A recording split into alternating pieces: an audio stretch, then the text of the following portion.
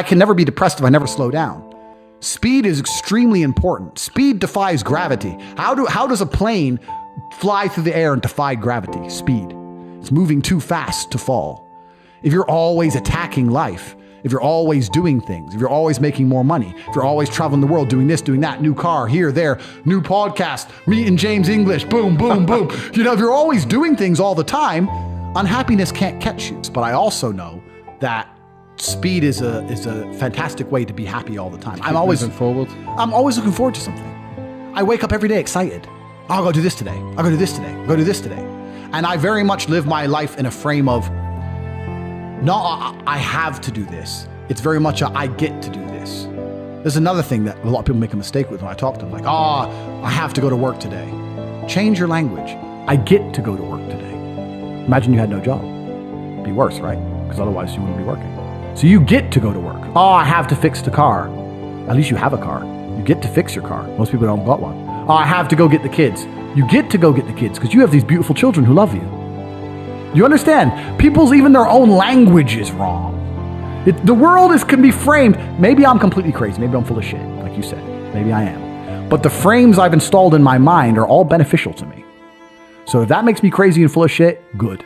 Because I can't become depressed. So you can sit there and tell me I'm full of shit while you're depressed, and I'm happy. And I would never want to adopt the thinking of a depressed person. People will shield laziness with anything. No one wants to admit they're lazy. So they'll shield it with disbelief. That's a scam. Or, I don't work hard, I work smart. Bollocks. More cover. For just anything it takes to say, I don't want to work. Do you believe in that? Work smarter, not harder? I believe in both. Yeah. But there's a times to work smart. And most people are trying to do the smart work before they do the hard work. It's kind of like talent, right? You don't notice if you're talented at something until all the hard work's done. Yep. I could be the talented tennis player in the world, but I don't play tennis. So if I go down the tennis court, Joe's gonna smoke me. I don't get to see my talent until I've worked so hard that I'm in the top 1%, and now I'm beating them because I have some God-given gift. Yeah. You understand? Yeah. You have to do the hard work first. If there's no hard work, there's no smart work. So someone's going to sit there and go, I work smart, I don't work hard, so I only have to work an hour a day. If working smart gets you a lot done in an hour a day, then you should work smart for 12 hours a day and get 12 times the work done. I am absolutely and utterly a believer in hard work.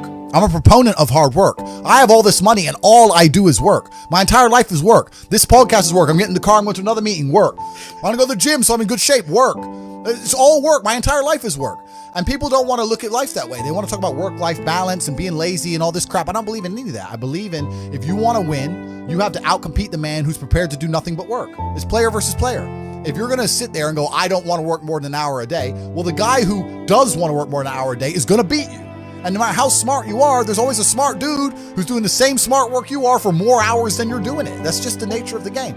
The way that humans work and the way that we've evolved as a species is that we don't really learn lessons unless they're learned the hard way. Yeah. I believe that unless a lesson is taught the hard way, you're not going to learn it. You can have so many near misses and people won't learn their lesson. Bro, you must know a guy who goes out there, nearly crashes his car, doesn't slow his ass down until he wrecks it. Yeah. Like, that's just how people are, right?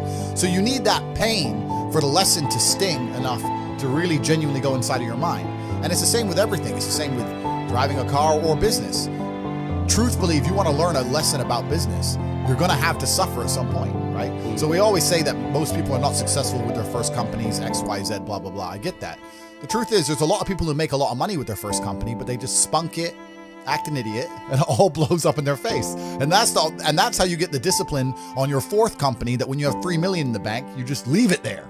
You know, and don't be done with it. So you need to go through some pain. You need to experience some negative things. You need to have to a degree some trauma to really even learn any lessons. So yeah, business studies, you're right. The book, that's not going to teach you anything about business. You need to get out there on the streets. You need to make mistakes. You need to suffer. You need to have the tax man knocking at your door. You got to deal with all that stuff so that you make sure it doesn't happen again. I really think that humans are stupid enough to only learn the hard way. And life really doesn't have to be that complicated. When you see somebody that has something you want, you just got to try and work out how they got it. Yeah. And that's the missing part. Most people see people with things they want and they don't do the second half. They don't try and work out how they got that thing. Oh, my man has a Ferrari. Okay. I wish I had a Ferrari. Okay. They don't sit there and go for an hour, how did he get a Ferrari? It doesn't cross that part is the part they don't want to do, right? They just go, oh, he has a Ferrari, wish I had a Ferrari, and they go back to TV. Yeah. And that's why they lose. It's player versus player out here, man. It's on the street. It's not easy. For every dollar you make, for every pound you take, you took it from someone else. You don't make money, you take money. People don't understand the way that money works. You're not the Federal Reserve. You can't create money from thin air. Every single pound in your bank is money you took from someone else. And when I say take, I don't mean it in a negative way. You might have convinced them to give it to you. You might have a coffee shop. I'll give you a nice coffee. You'll give me some money. Cool. But you still took his money, right? So if you're out here trying to take stuff from other people, don't you want to have a team? You want to do it by yourself? You want to be Rambo? Because if you get two of you doing it. You get two of you. That's right. So the whole idea of this lone soldier, this Rambo, I'll do it all by myself, that's all dead, bro. You need to have a team. It's player versus player. And for the same reason, if you were out here on the street and you want to defend yourself, you want your boys around you. It's the same thing with trying to get rich. And you're laughing with your boys. Yeah. The brokey days are great. And I'm not complaining about being rich. Obviously, I worked hard for this fantastic life I live now. But I think without those brokey days, without those original days to compare it to, without that juxtaposition, then I don't think being rich would be fun at all. I think it's only fun because you can compare it to the days when you weren't rich. That's the only thing that makes it fun. The only thing that makes a $10,000 steak fun is that you can laugh saying how you never had 10 grand in your bank till you were 27 years old. Yeah. Like otherwise it's boring. Otherwise okay, steak. And I think if you're born with too much money, that you'll never truly be happy. I think you need the brokey days. They're the best days.